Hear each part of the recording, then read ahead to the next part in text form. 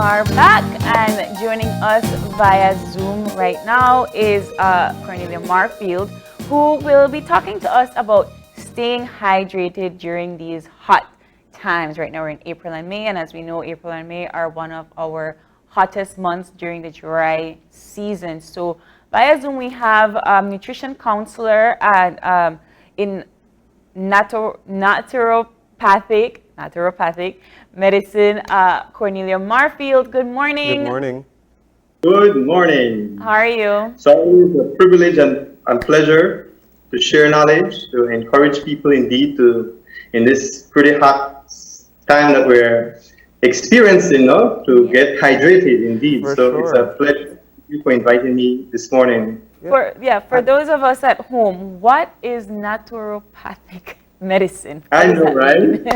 I get that often. So a naturopathic doctor, and the name kind of speaks for itself, deals more with natural remedies, which include things like I have in front of me, your food, your medicine, juices, what we consume, certain therapies, alternative medicines, anything that basically can use nature and natural remedies is what come under my field. So we deal more with preventative medicine.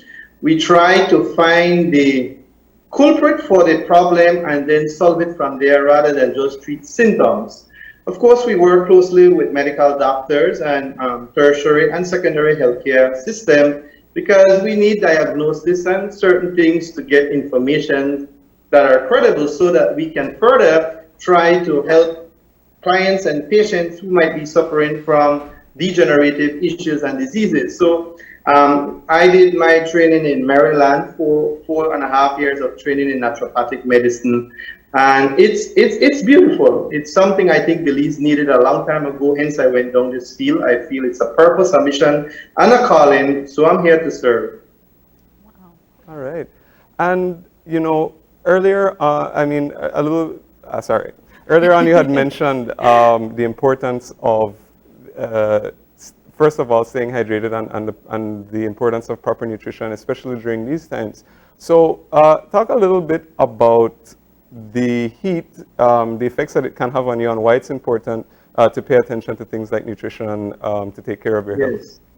Certainly. Very good question. Like we said, it's getting pretty warm. I mean, summer is here, and we tend to get more dehydrated around this time of the year.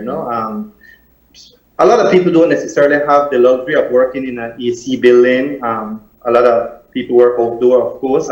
People go to the gym around this time more often, trying to get beach body for the summer. So you tend to sweat evidently more, and you will definitely feel more dehydrated as the heat gets on. I mean, I am from the nation's capital. Trust me, Belmopan is like hell hot fire right now. It's pretty warm. Although we had a little rain this morning, thank God for that. And it cooled off a little, but I assure you sometimes when the rain comes and then the heat comes, it gets even more hotter because of all that mist that go up with the heat. So it creates a very humid environment, an atmosphere. It's hot, and it's hot all around the world. Certain places still have certain temperature. I have traveled to hot places too. I mean, I remember when I went to represent our Diabetes Association over there in the Eastern world, in Abu Dhabi and Dubai, and we went to visit the Safari Desert. They made it clear because we went from 2 till 6:30 when the sun set. All during that hot time, they told us to keep hydrated. I remember another time when I went to a naturopathic conference in Las Vegas during the summer. 115, 118 degrees. So on that strip, they always had coconut water, which will be one of my hydrating drinks this morning. And they would have these towels with ice that you keep the head cool because of the very, very hot time during the summer. Belize, in our own way, maybe we don't reach those extreme temperature, but because it's very humid, it can be very uncomfortable. So even the way we dress, we probably don't want to be dressing in a lot of dark clothing during this time and tight clothing. We want our clothes to be more loose, and the less dark the color, the better. So like black and dark green and dark blue tend to absorb the heat more easily. And you ask about maybe signs, you want to pay attention to physiological signs that the body will, like you have your car and the engine is getting hot, it will throw off signal on the meter. Well, we have a thermostat and we have a thing called homeostasis, which is to try to maintain a constant internal environment. And so if we are getting, we'll say, overheated like a vehicle, then, we will probably have dry lips and tongues and mouth. Some people will start to have extreme headaches when they're dehydrated. People get constipated. People have back pain as a result of not using the bathroom. So the kidneys kind of, part of the regulatory system will warn you with pain. Like they say, the drink say, obey your thirst. You do get thirsty. You will feel that thirstiness. As a matter of fact, one of my disease and treatment teachers said we should never wait till we are thirsty to drink water. We should always be hydrating our body. Many times, like during lunch, we confuse thirst with hunger because we have not hydrated ourselves, so our body is craving water, but we think we are hungry. So there's some little information there. As it pertains to small children, we want to be very careful of this time too, because especially little children who have their maybe have on diaper, and if you're not paying attention, maybe there is no wetting of the diaper for hours. That could be signal that they are very dehydrated, or if they are crying and you're not seeing tears running, again, that could be signals there. Sunken eyes, for example, the cheek sunken as well, and all the listlessness and irritability that sometimes we see. It's all sign that, I'm hot. And even us as adults, right? When it's hot, we feel very uncomfortable and very irritable. So we got to pay attention to that. In my field, I do a lot of diabetic foot care, and one of the things I always look at are how the skin look very dry under the feet, and that's a high indication that the person is pretty dehydrated.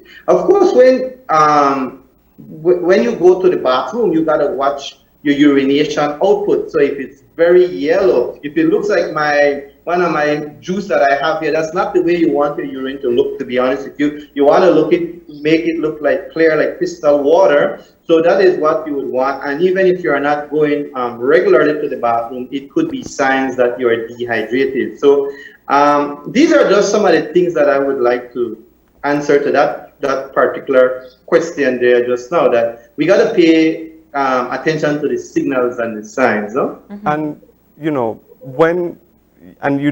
so that, you said a mouthful there. I'm trying to. He's trying to make his.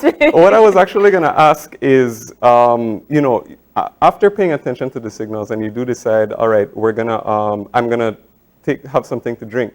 There are several options, and there's water, which is the most obvious. There's soft drink. There's all sorts of things, to hydrate yourself. And then exactly. So which begs the question of the drinks that are in front of you as well, because you have fruit juices, you have everything. So talk about the actual choices that we are able to make, benefits, and what we should avoid. Yeah.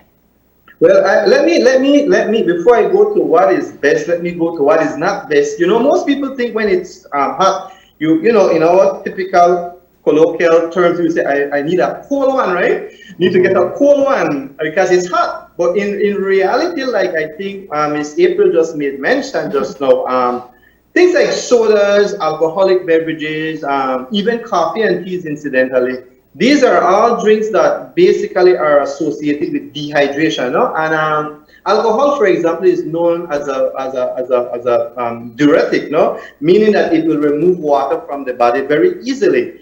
So you probably want to not be drinking those often, or cut down on it at least during this very hot time. And like you said, we want to more do things that are very hydrating to the cells, because I remember when I was younger, I would play basketball often, and during the summer when you play basketball, on my jerseys, you would literally see the salt content, like literally crystallization on my pants. And I recognize that is what would cause cramp, because I'm taking out all of these electrolytes, something that I will talk about in more detail in a few, that are so needed for good muscular relaxation and for the whole circulatory system and hydration of the body. So indeed, you want to stay very, very hydrated. I mean, the ultimate, the beverage for animal and man, obviously, is water, pure water. Some people don't like water. Some people don't like how water tastes. So what I am trying to encourage you, if you don't want to drink water, at least drink some flavor-based water, electrolyte, refreshing drink that I want to present this morning. And obviously, and there is a formula I learned in medical missionary work. If you want to know how much water you should drink for the day, and obviously your body weight determines the content, the quantity and content of the water. But normally what we learned is you would take your body weight, you divide it by 10, and then you divide that number by 2. So let's say you weigh 160 pounds, you would divide that by 10, which will be 16, and then you divide 16 by 2 and you get 8. So you would need about 8 glasses of water. Evidently, if you have a smaller body, you need less water, and the bigger the body, you need more water, because about 70% of the human anatomy is actually water, and about 80% of the brain cell is actually water, and most of the other things like the red blood cells and other parts of the human physiology is water. So we need a lot of water. I mean, even for your digestion and for absorption and for elimination purposes of food, it's all about water. So we need to get the water in advance, by the way, because I don't even like to advocate eating and drinking, because when you eat and drink, and this is something typical in our culture, of course, but if you look at it from a even scientific perspective, when we eat and drink, we tend to dilute our digestive enzyme. But if we would get up first thing in the morning, for example, drink a glass or 2 of water, or one of these drinks that I'm going to show right now, or in between meals, like maybe 10, drink another 2 glasses of water, especially in a very hot time that we're dealing with. And then if you already did 4 glasses between your morning and mid-meal, your system is already hydrated, the saliva will tend to flow more easily, and the mastication of your food will be enhanced. Of course, in the afternoon, again, you would want to drink some water, maybe like an hour or 2 after you eat. And even in the latter part of the evening, maybe not necessarily just before going to bed, because then you know what happened, right? You would want to get up and be using the bathroom. But you can easily get 8 glasses of water, which most doctors is going to typically recommend. Now, I am of the opinion with this kind of heat, and because we are perspiring more often, you tend to want to drink more water, especially on the onset of feeling thirsty. So you want to pay attention to that very carefully. So my rule is drink a lot of water first and foremost. If you are not a water lover, then maybe you will like this presentation. One of my favorite drinks, I fortunately live on a little semi-farm, and I have several coconut trees. So I went down this morning and I got me my nice. So you climbed coconut tree this morning? Yes, I need to climb the coconut tree. I get too old for that, so I trick it. I get a ladder now. I got up, and I mean, I put this in the refrigerator, not like nice coconut water, my friend. I mean, you can be so thirsty and you drink a nice glass of coconut water. I actually have one of the coconut. I have not, and I can open it up if I really want to get fancy like a tourist and in my own land, and I can open it up and I put my straw in there. And this is GT, all right? So this is loaded with your electrolytes, which is so important to keep the body hydrated, because when we sweat, we tend to, like I said, we lose some of those very important electrolyte substances, including phosphorus, potassium, sodium. And a lot of people would ask, well, what about sports drink? Because, you know, when you're athletic, they tend to tell you drink a lot of Gatorade and other sports drink. And while they are very good, because they do having some of these same minerals that are found in the natural fruits that I'm going to display this morning, what we find though is that even like Pedialyte, like I was looking at this Pedialyte this morning, I tend to keep Pedialyte just as an emergency, and I live a little bit out from Belmopan, so you know, if I have a diarrhea attack or something, maybe I can quickly hydrate myself with what I have close to me. But I was reading the label, and it's loaded with a lot of added sugar, GMO sugars, you know, corn sugars, flavors, food dyes, aspartame, and a lot of other unnecessary, not natural but more chemicalized sugar that could be fattening, by the way. So when I drink coconut water, I'm getting the real deal, and it's very low in calories, it's very low in carbs, and it's very high in potassium, sodium, phosphorus, free of fats and cholesterol. And by the way, this is a good thing to prevent kidney stones. Because one of the problems too with this kind of heat, with dehydration, you tend to have crystallization occurring more readily in your body, so people tend to get kidney stones. Of course, if you're eating a lot of acidic forming food, then you get what you call calcium rubbers from your bone, and those can crystallize in your kidneys. Just remember, it's a whole circulation of the blood, and the kidneys are your filtering system. And if some of the small microscopic calcified products get into your kidney and you are not drinking enough water to flush it through your urinary system, then you know what happened, right? Crystallization occurs. So this is so amazing to think about what just a drink of coconut water a day can prevent kidney problems, can hydrate you. It's a good electrolyte, a good sport drink as well. So I mean, we're running out of time, but I wanted to know about maybe not drinks, but what other water-based fruits and vegetables should we be consuming that would be able to help us keep that natural water balanced in our body? Yeah. The top water-based fruits and vegetables would be all your cabbages. So lettuce and cabbage have a lot of water. Cucumber is about 90% water. Watermelon speaks for itself. It's about 93% water. So this is a watermelon-based juice.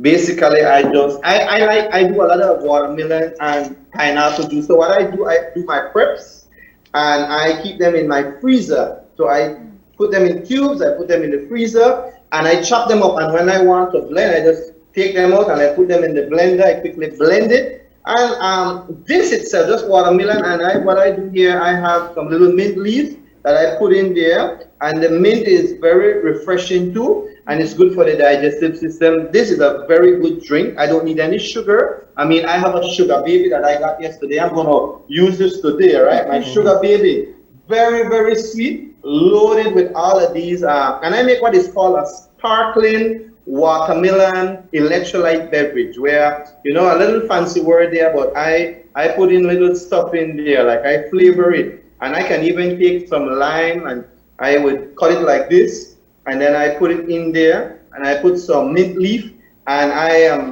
it's very good for eliminating cellular waste as well as delivering nutrients to our cells. And of course, like I said, it's loaded with your electrolyte base essential minerals, phosphorus, your potassium, your sodium, which are so needed to also keep you hydrated, no? Well, sorry, go ahead. No, go ahead. Sorry.